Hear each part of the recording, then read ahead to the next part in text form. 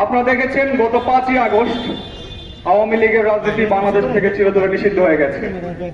এখন যারা ক্যান্টনমেন্টে বসে বিভিন্ন 5 তারকা হোটেলে বসে ছাত্র জনতাকে আগামী নির্বাচনে আসনের বিনিময়ে আওয়ামী লীগকে বাংলাদেশের রাজনীতিতে ফেরাতে চায়, তারা একই সাথে ছাত্র জনতা এবং বাংলাদেশের সঙ্গে বেইমানি করার পায়তারা করছে। আমরা সাধারণ শিক্ষার্থীরা বাংলাদেশ গণতান্ত্রিক ছাত্র সংসদ ক্যান্টনমেন্ট এবং দিল্লির প্রেসক্রিপশনকে তীব্র নিন্দা জানাচ্ছি।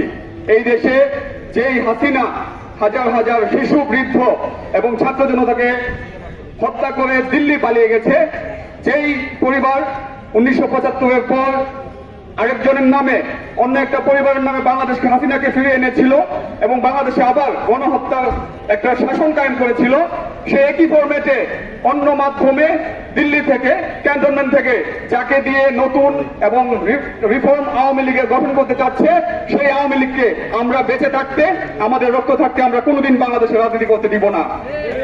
এই আওয়ামী লীগকে অচিরেই ইন্টারিম গভর্নমেন্ট এবং যদি অন্যান্য কোনো রাজনৈতিক দল এই বর্তমান সরকারকে অসহযোগিতা করে থাকে, তাহলে সেই রাজনৈতিক দলের মুখোশ আমরা উন্মোচন করে ছাড়বো ইনশাআল্লাহ।